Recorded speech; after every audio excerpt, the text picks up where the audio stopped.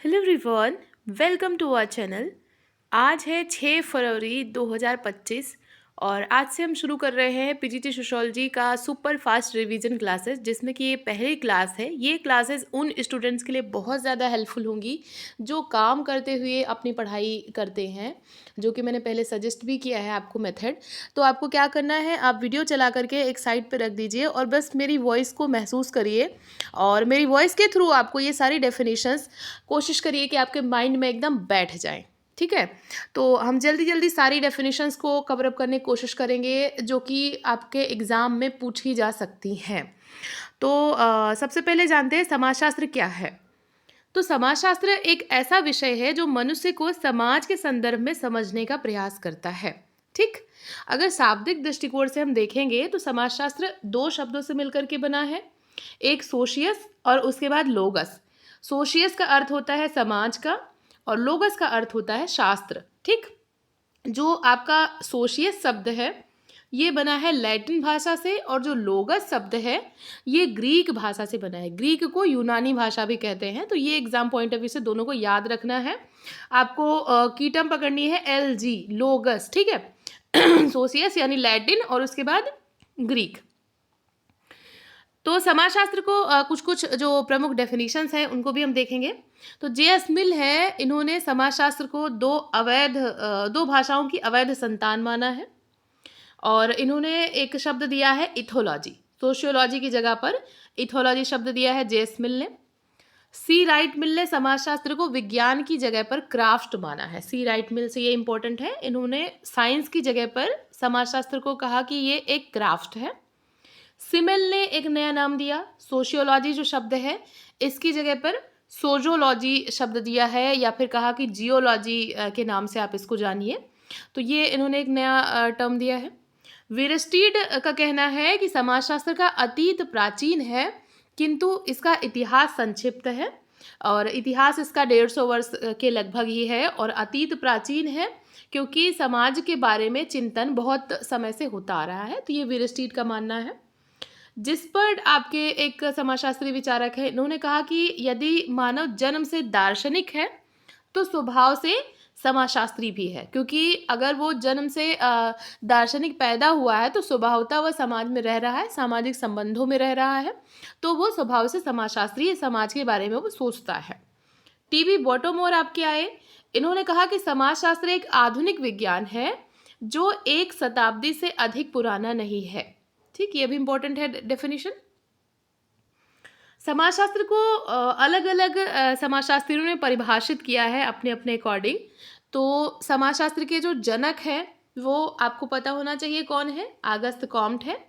और आगस्त कॉम्ट ने समाजशास्त्र को माना है कि समाजशास्त्र सामाजिक व्यवस्था एवं प्रगति का विज्ञान है।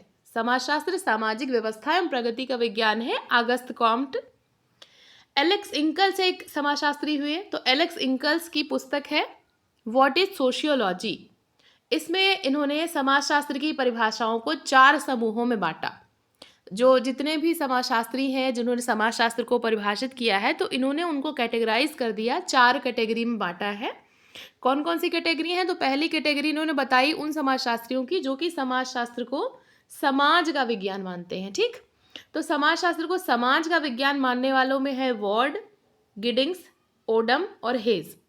वॉर्ड मानते हैं कि समाजशास्त्र समाज का विज्ञान है।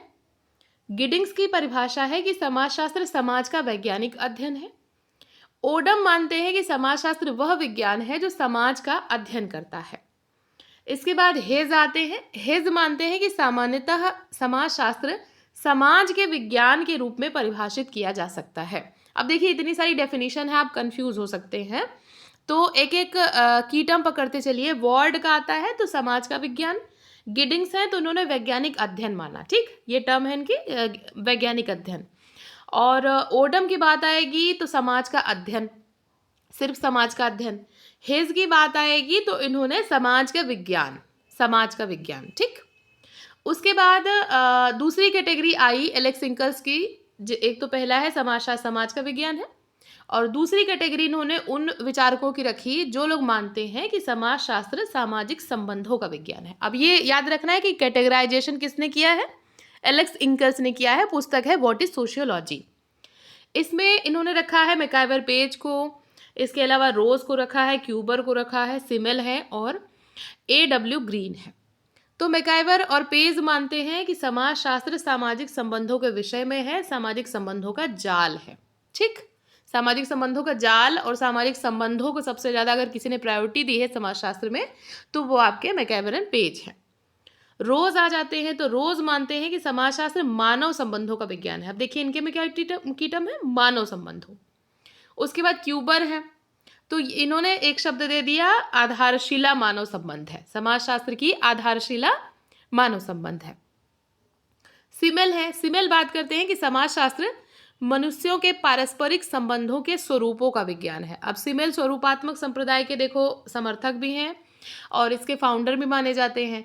तो इन्होंने संबंधों के स्वरूपों की बात की है कि मनुष्यों के पारस्परिक संबंधों के स्वरूपों का विज्ञान है।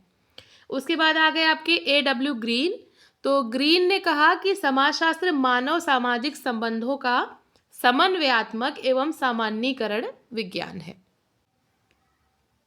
तो समाजशास्त्र को इन्होंने क्या बोला कि एक तो समन्वयात्मक विज्ञान माना और सामान्यीकरण विज्ञान माना। सामाजिक संबंधों में इन्होंने दो शब्द जोड़ दिए, समन्वयात्मक और सामान्यीकरण विज्ञान। किसने? A.W. ग्रीन ने। अगली कैटेगरी जो एलेक्स इंकल्स ने रखी थी वो तीसरी कैटेगरी थी, जो विचारक मानते थे कि समाजशास्त्र सामाजिक समूहों का अध्ययन है। तो समाजशास्त्र सामाजिक समूहों का अध्ययन है, उसमें एक तो जॉनसन है और दूसरे आपके किम्बाल यंग है।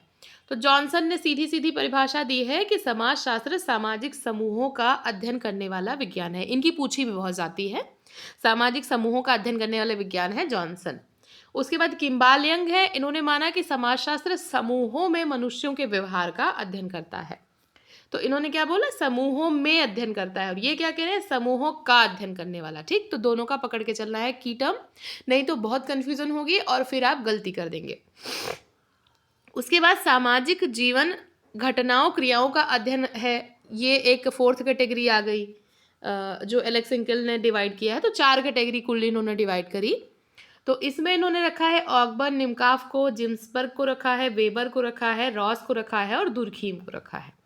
तो सामाजिक जीवन और घटनाओं का इसमें सबसे पहले आपके आगमन निमकाफ हैं, जो कि मानते हैं कि समाजशास्त्र मनुष्य के सामाजिक जीवन और उससे संबंधित सांस्कृतिक, प्राकृतिक और समूह विषयक कारकों का अध्ययन है। इसमें इन्होंने देखिए सारी चीज़ें डाल दी कि मनुष्य के सामाजिक जीवन में जितने पहलू हो सकते हैं, चाहे वो उसकी संस्कृति हो, चाहे वो उसके प्राकृतिक पक्ष हो या उसका समूह विषयक कारक हो, सभी का अध्ययन करेगा। ये किसकी डेफिनेशन है? आगबर्न एवं निमकाफ की।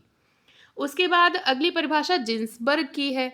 अब जिन्सबर्ग ने क्या परिभाषा दी है कि समाजशास्त्र मानवीय अंतःक्रिया और मानवीय अंतः संबंधों के स्वरूपों का अध्ययन है।